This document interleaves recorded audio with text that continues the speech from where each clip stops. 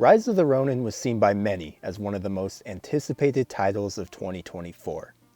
Sony heavily marketed the game as one of its big PS5 releases for the year, and many gamers were looking forward to Team Ninja's beloved formula making the jump to an open world setting.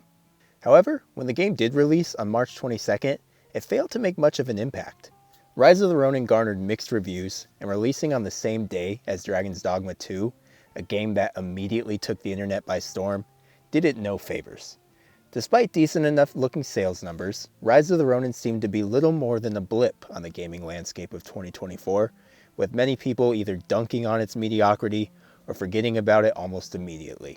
I'm here to tell you though that Rise of the Ronin is actually a lot of fun, and while it is definitely flawed, it is still absolutely worth playing if you're a fan of action games or Team Ninja's other titles. So let's dive into what makes this game such a good time and why I ultimately think it deserves a lot more love than it's currently getting. Let me preface this by stating that I am in no way saying that Rise of the Ronin is a must-play Game of the Year masterpiece. It is not. The game's graphics have been absolutely raked over the coals online, so I'll try not to add to the fire too much here, but yes, this game is certainly not a looker. At times, it looks okay, but textures are often blurry, colors are sometimes oversaturated, and the majority of the time, the game looks decidedly last gen. I saw some people online saying that it looks like a PS2 game, which is obviously a bridge way too far, but it very much looks like an early PS4 game a lot of the time. Cutscenes also look low quality and are poorly voiced, and at least at this point in time for me, the story does not seem to be particularly gripping. The game also falls victim to a lot of the Ubisoft open world tropes that many people like to rip on these days.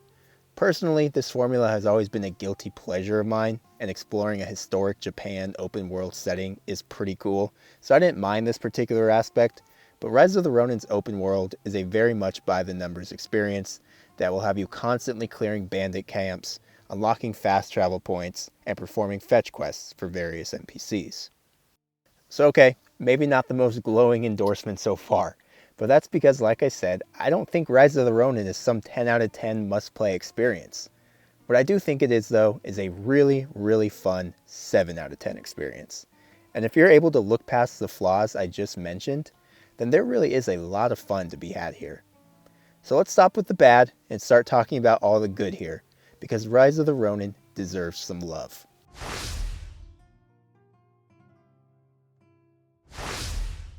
First, and most importantly, the game just feels great to play.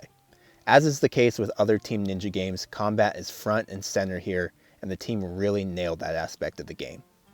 The combat system is deep and varied, with all sorts of different weapons, skills, and stances at the player's disposal. Like I said though, everything just feels awesome. Clashing swords with another samurai feels punchy and impactful, and the satisfying feeling of breaking an enemy's stance and then impaling them or lopping off their head never gets old. Since this game had to deal with the misfortune of being compared with Dragon's Dogma 2 upon release, I'm going to try to give the game a point in that particular battle by saying that I think the combat here feels much better than the combat in Dragon's Dogma 2. Dragon's Dogma 2's combat is fun and satisfying, but the lack of a lock-on component also makes it feel sloppy and at times unresponsive. The combat here is the opposite. Not only does Rise of the Ronin feature an extremely snappy lock-on system, it also has some of the most responsive and fast-paced combat I've experienced in recent memory. Combat is not easy in this game. I've been playing on the default difficulty and I've gotten my ass kicked a number of times. But when you die, it never feels cheap or like it was out of your control. Something that I felt happened a little too often in Dragon's Dogma 2. Rather, the game teaches you that you need to learn your enemy's patterns and know when to be aggressive and rush them down, and when to back off and focus on parrying their strikes. The parrying window does seem to be punishingly small at times, but I'm also remarkably bad with parry timing in games, which is why I've leaned into my character's archery skill set early on. And luckily, even the wide variety of projectiles available feel great and fun to use. Overall, it's hard to find any issue with the game's combat, which of course goes a long way in a game like this. Combat isn't the only thing that feels good here though. Traversing through the open world is also really well done.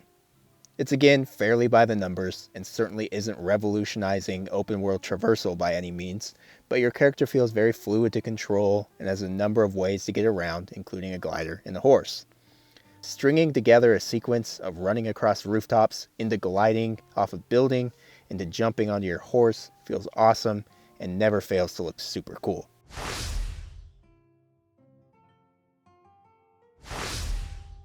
And speaking of looking cool, this is another aspect that Rise of the Ronin excels at.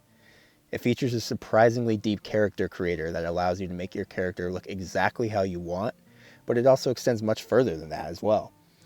There's a lot of loot and armor in this game. Maybe too much, to be honest, as you'll find yourself picking something new up every couple of minutes, but it does mean that you will have plenty of different armor and clothing options to outfit your character with. On top of this, Rise of the Ronin features what is in my opinion the best transmog system in gaming. Once you pick up a certain piece of loot, you unlock that item's appearance forever. When you're at your safe house, you can change the appearance of any piece of gear to look like any of your previous unlocks while retaining the stats of your current item. And like I said, you will be finding a lot of loot in this game, so this feature is huge. You will constantly be unlocking new and better statted pieces of gear as you progress, so being able to equip those without losing the cool look of a previous piece of equipment goes a very long way. Not to bring up the Dragon's Dogma 2 comparison again, because that is certainly a losing battle for Rise of the Ronin, but once again, this is something that Rise of the Ronin does better than its release date brother. I hated having to toss an awesome looking piece of equipment in Dragon's Dogma 2 because its stats were significantly lower than what I was currently wearing. But that's not an issue here. In Rise of the Ronin, you can wear your strongest gear and rock your strongest weapons while still looking as badass as possible. And when you're playing a third-person samurai action game, you're going to want your character to look badass.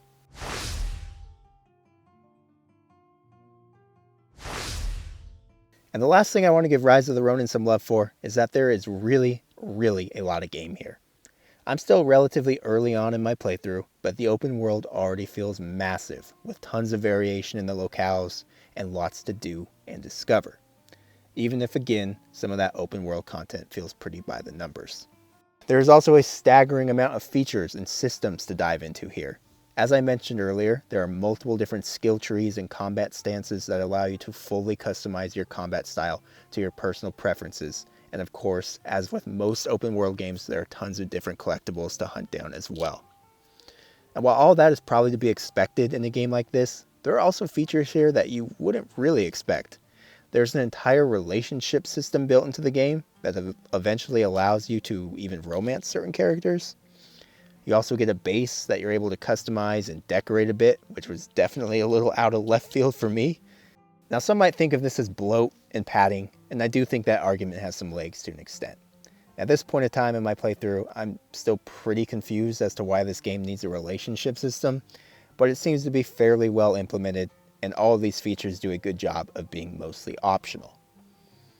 There's not anything here forcing you to engage with these systems if you don't want to, and I think that the game deserves credit for that, as well as for adding so many features in the first place. I know games being too long and stuffed full of features is a common complaint these days, and I get that, but not everyone has the money to buy a ton of games, and they want to get a lot of content with their purchases. And Rise of the Ronin is certainly not light on content.